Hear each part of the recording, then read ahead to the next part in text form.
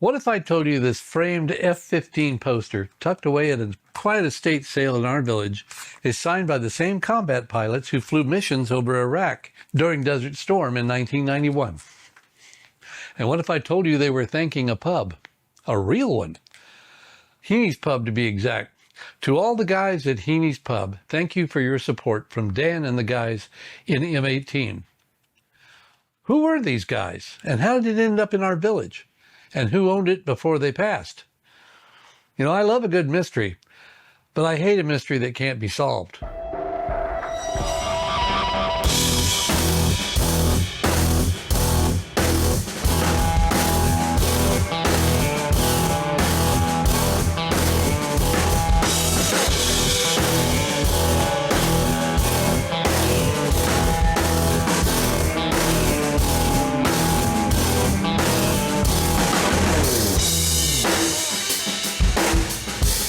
Estate sales here aren't rare. Every few months, someone's life gets boxed up and priced by the piece.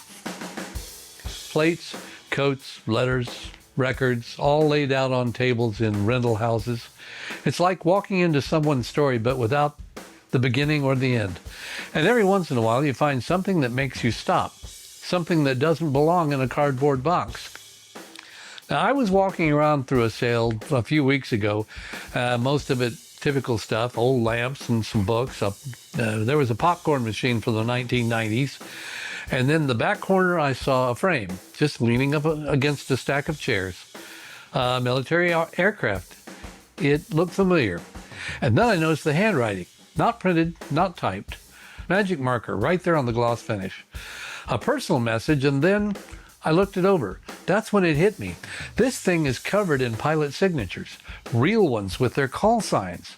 Biggs, Trigger, Boo Boo, Vegas, String, Killer, and more. Names I recognized and read about in accounts of Desert Storm air missions. They weren't just flying practice runs. These guys were the real deal. They were part of the 53rd Tactical Fighter Squadron, stationed at Al-Kharj Air Base in Saudi Arabia.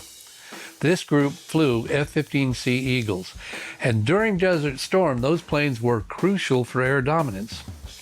But here's what makes it even more strange. They're thanking what sounds like an Irish pub.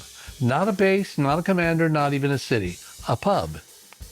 Now, General Order 1, issued by General Schwarzkopf, stated that alcohol was prohibited from military bases in Saudi Arabia. Kind of like Bibles. The Saudis, for the most part, are Muslim, and we bent over backwards to keep from offending them. There were, in fact, dry pubs set up here and there that served non-alcoholic beverages. This Heeney's may well have been one of those establishments that didn't make it into any of the written accounts. But another possibility is Ireland. While the Republic of Ireland maintained neutrality during the Gulf War, or Operation Desert Storm, the Irish government allowed the use of its civilian air facilities, including Shannon Airport, by the United States Armed Forces. U.S. military aircraft utilized Shannon Airport as a stopover for refueling and maintenance. Now, M18 on this thing refers to, I believe, Maintenance Bay 18, if I'm not mistaken.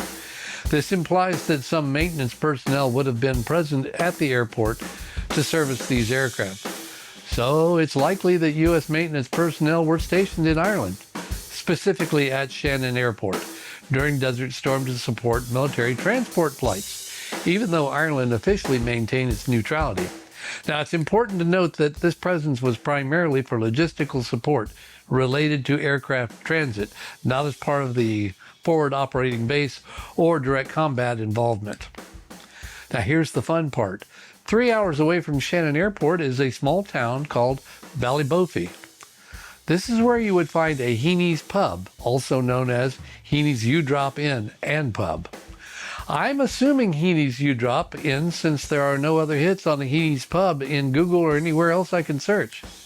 Now, it's not a major tourist stop, it's not near a military base, and from what I can tell, that pub closed down for a while after the founding owner passed away in 2020 at the age of 95. The surviving family didn't wish to keep the place running. It only recently reopened after relatives of the deceased owner purchased it. So how did a group of American fighter pilots even hear about it, much less feel compelled to thank it? I started thinking maybe one of the pilots had Irish roots. Maybe somebody from Donegal had a relative serving in the squadron. Maybe they visited Ireland after the war and left this poster as a token of appreciation. But here's the question that keeps looping around in my head. How did this poster get from a bar in Ballybofey or even Al-Khaharj Air Force Base and get to a living room wall in our little village? Someone here owned it, that much we know. The estate sale was recent, the owner passed away, and now their belongings are all sold off. But this wasn't a yard sale knickknack, it was personal. It was framed, and it was displayed. It meant something.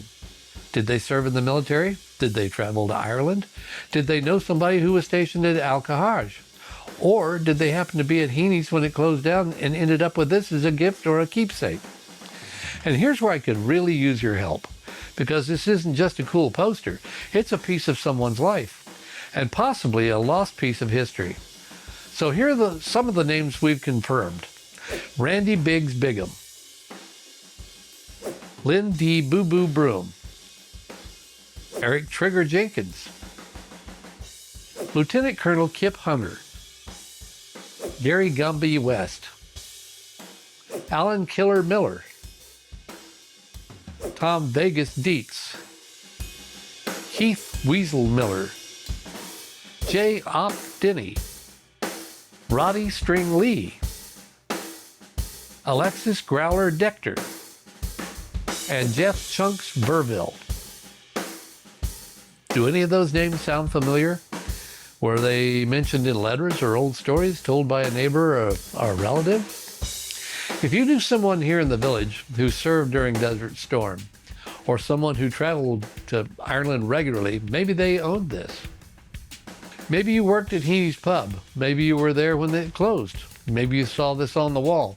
If you have any clue, no matter how small, please reach out. Comment below.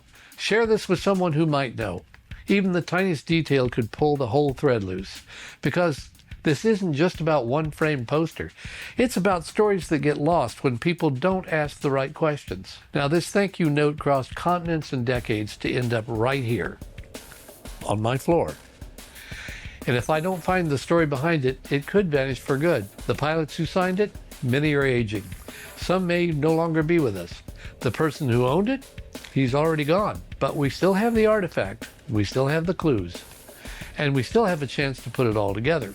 So if this resonates with you, if you want to help preserve this story, subscribe, share this video, post it in military groups, post it in Irish community pages. Let's see who else remembers, because when we figure this out, and I truly believe we will, I want to share that moment with you.